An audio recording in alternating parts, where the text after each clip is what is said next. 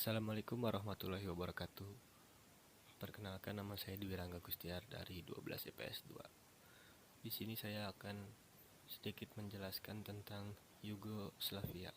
Yugoslavia adalah sebuah federasi antara tiga kerajaan, yaitu Kerajaan Serbia, Kerajaan Kroasia, dan Kerajaan Slovenia. Ketiga kerajaan ini mayoritas adalah keturunan dari pemakai bahasa Slavik. Meskipun mereka dekat dalam kekeluargaan dan bahasa, ketiga bangsa sebelum tahun 1918 belum menjadi satu kesatuan.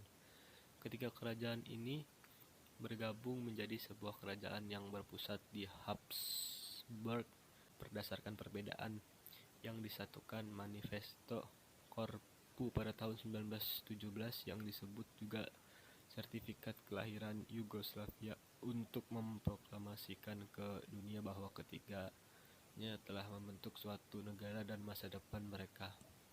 Disebut dengan kerajaan dari Serbia, Kroasia, dan Slovenia yang menjadi sebuah konstitusi demokratis dan monarki parlementer di bawah kekuasaan Serbia, di mana negara baru mempunyai bendera sendiri. Ketiga anggota konstitusional memiliki bendera masing-masing dan memiliki kedudukan yang sama. Setelah kericuan yang di pusat pemerintahan dan hilangnya ancaman di Habsburg, Yugoslavia terbagi menjadi dua grup yang mendukung pemerintahan pusat, di mana ada ekspansi dipegang oleh Kerajaan Serbia, dan yang mendukung pemerintahan pusat sesuai otonomi daerah.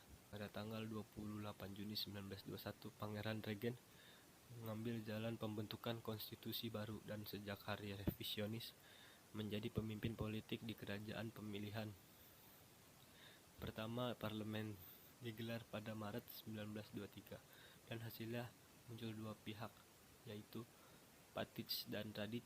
Radic menolak untuk mengizinkan perwakilan Kroasia mengambil kursi pemerintahan, dan Patic memungkinkan pembentukan kementerian.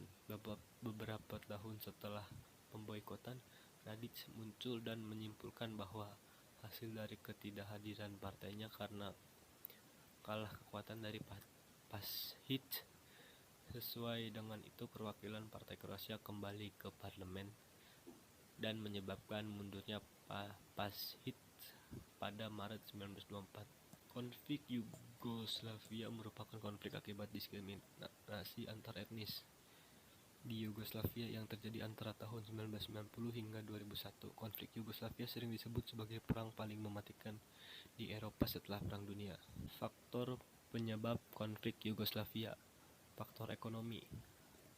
Model pemerintahan Yugoslavia beserta jalan tengah di antara ekonomi terpimpin dan liberal yang dianut merupakan sebuah keberhasilan, dan negara tersebut pun mengalami masa-masa pertumbuhan ekonomi yang tinggi serta politik yang kemudian melemah karena sistem yang melemah tidak lagi mampu menangani tantangan politik dan ekonomi yang semakin sulit. Kedua, faktor politik. Konflik Yugoslavia disebabkan oleh serentetan gejolak dari konflik politik pada awal tahun 1990-an dan sejak Tito meninggal. Perbedaan rasial di Yugoslavia merebak terutama di tahun 80-an. Mengikuti krisis politik pada tahun 1980-an, republik anggota dari Republik Federasi Sosial Yugoslavia terpecah belah, tetapi masalah-masalah yang tak tertangani mengakibatkan perang antara etnis Yugoslavia yang sengit. Perang ini memberi dampak terutama kepada Bosnia dan Kroasia. Ketiga, faktor sosial. Tidak ada yang memiliki karisma kepemimpinan sejak Josip Broz Tito. Akibatnya meletus perang antar etnis. Konflik di Yugoslavia sejatinya berawal dari gerakan Panslavia yang bertujuan untuk menyatukan sebuah etnis Slavia membentuk negara Serbia Raya. Selama berlangsungnya konflik etnis ini terjadi kejahatan perang dan pembersihan etnis besar-besaran. Pengganti Josip Broz Tito, Slobo, dan Milošević tidak berhasil menyelesaikan konflik di Yugoslavia. Demikian memburuknya situasi hingga Perserikatan Bangsa-Bangsa PBB pun membentuk International Criminal Tribunal for the Former Yugoslavia (ICTV) untuk mengusut kejahatan perang yang terjadi selama konflik etnis berlangsung. Sementara itu, keenam negara bagian tetap berusaha memisahkan diri dari Yugoslavia. Berakhirnya konflik Yugoslavia, pihak-pihak yang terkait dalam perang Bosnia akhirnya setuju untuk berdamai pada 21 November 1995. Perundingan persetujuan berlangsung di Dayton, Ohio, Amerika Serikat, dan pada akhirnya disepakati oleh pemimpin ketiga negara, ini Bosnia, Serbia, dan Kroasia. Penandatanganan perdamaian secara resmi dilakukan di Paris Prancis pada tanggal 14 Desember 1995 yang dihadiri pimpinan dari beberapa negara. Sebagai saksi, isi perjanjian yang ditandatangani ialah Bosnia sebagai negara tunggal terdiri dari dua republik, yaitu Federasi Muslim Kroasia dan Serbia Bosnia. Sarajevo menjadi bagian dari Federasi Muslim Kroasia sehingga tentara Serbia harus meninggalkan Sarajevo. Pemerintahan pusat Bosnia harus efektif dengan presiden terpilih dan parlemen, pemulangan pengungsi, dan tempat tinggal kebebasan di seluruh negara. Larangan terhadap penjahat perang untuk menduduki pemerintahan. Kesimpulan, Perang Yugoslavia yang berawalan daripada tahun 1990-an telah memberikan beberapa akibat seperti terpecahnya Yugoslavia menjadi beberapa negara seperti Serbia dan Bosnia, serta terlaksananya beberapa pelanggaran HHI sesuai dengan Konvensi Jenewa oleh beberapa aktor penjahat internasional pada umumnya juga merupakan komandan seperti Zlatko Alexovsky dan Jenderal Tommy Blestik. Pelanggaran HHI terbesar yang dilakukan adalah ketika terjadinya konflik Serbia-Bosnia di mana Bosnia ingin memerdekakan negaranya dari kedaulatan Serbia yang semenjak itu berhasil merdeka dari Yugoslavia yang tidak setuju oleh pihak Serbia.